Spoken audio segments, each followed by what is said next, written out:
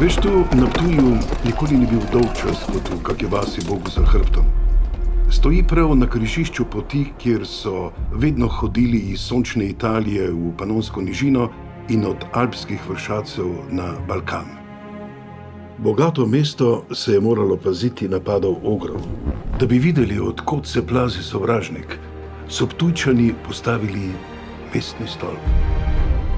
Jaz, Jurij, prisegam, da bom stolp v mestu Ptuju zvesto na skrbi imel, ter bom stolpom vedno podložen mestu in meščanom.